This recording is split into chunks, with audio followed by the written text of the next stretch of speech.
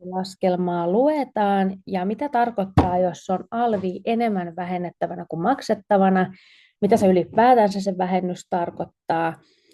Nyt pureudutaan näihin paljon kysyttyihin kysymyksiin. Mä tulen näyttää teille suoraan ohjelmasta alvilaskelman ja tosi simppelin esimerkin tähän. Ja nämä vinkit suoraan ohjelmasta meille tänä vuonna tarjoaa ohjelmisto Fennoa. Eli kiitos Fennoalle, että me saadaan näin paljon jaettua maksutta tietoa. Tämä kuuluu meidän 3 minuutin vinkit-sarjaan ja tämä on osa 2.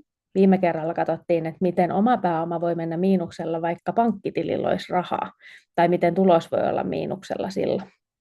Jos sinua kiinnostaa se, niin käy kurkkaa edellinen video. Mä oon kirjanpitäjä ja nyt mä tosiaan jaan teille kirjanpito-ohjelmasta suoraa ruutua. Eli viime kerralla mennään näiden viimekertaisten lukujen avulla tähän alvilaskelmaan.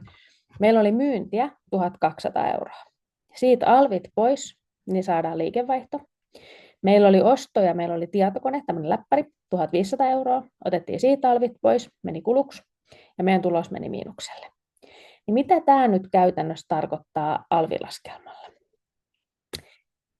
Moni kysyy, tämä on nyt demoympäristö, niin luodaan täältä uusi alvi-ilmoitus. Otetaan täältä, meillä oli nyt esimerkkinä tämä. Moni kysyy, että mitä se vähennys sit oikeasti tarkoittaa. Että mitä se on, kun menee vähennyksiin, mitä se tarkoittaa. Eli vähennyksiin tarkoittaa sitä, että jos puhutaan niin kuin tuloveroista, niin se tarkoittaa sitä, että sulla on myyntiä ja sulla on ostoja. Ja ne ostot, mitä sä oot tehnyt liiketoimintaa varten, niin vähentää sitä sun verotettavaa tulosta. Jos siellä ei olisi niitä ostoja, niin sä maksaisit tuloveroa kaikesta siitä sun myynnistä, jos ei sulla olisi mitään kuluja. Mutta kun sulla on kuluja, niin se vähentää sitä suoraan siitä myynnistä, jolloin sä maksat siitä erotuksesta tavallaan vero. Sitten kun puhutaan alveista, että saako alvit sitten vähentää. Niin alvit vähentää, jos saat alvirekisterissä, niin se tarkoittaa sitä, että jos sä ostat nyt sen 1500 euron läppärin, niin siitä on ollut nyt alvia tämä 304 euroa, mikä täällä näkyy. Ja se on nyt se vähennyksiin menevä alvin osuus. Ja myyntiin meillä oli 1200, niin siitä meni maksettavaksi alvi, tai 243 euroa. Ja kun katsotaan näiden erotusta, eli maksettavaa tuli joulukuussa 2025 tämän esimerkin pohjalta 243 euroa, ja vähennettävää tuli tässä esimerkiksi 304 euroa. Näiden erotus on nyt miinus 60 euroa ja 96 senttiä. Ja se tarkoittaa sitä, että verottaja palauttaa tämä sun tilille, tai jos sulla on omaverossa sellainen asetus, että se jää sinne odottamaan seuraavia maksuja, niin silloin se odottaa siellä, että tulee seuraavat maksettavat. Mutta sieltä pystyy myös klikkaamaan, että maksetaan tilille, kun eräpäivä on ollut.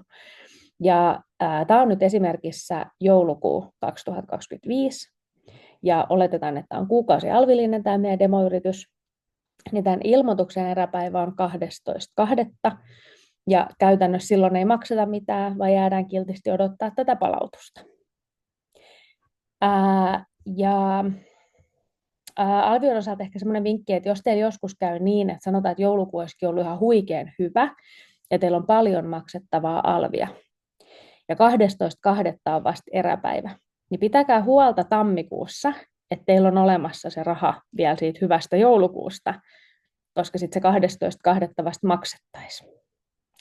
Näillä vinkkeillä alvi-ilmoituksen osalta täältä pystyisi nyt suoraan tallentaa ja lähettää sen verottajalle. Tämä on tosi kätevä näissä.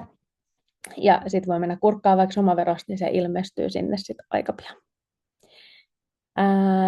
Kiitoksia. 3 minuutin vinkit jatkuu, ja mikäli sulla on kysyttävää tai aiheideoita, niin laita tulee. Moikka moi!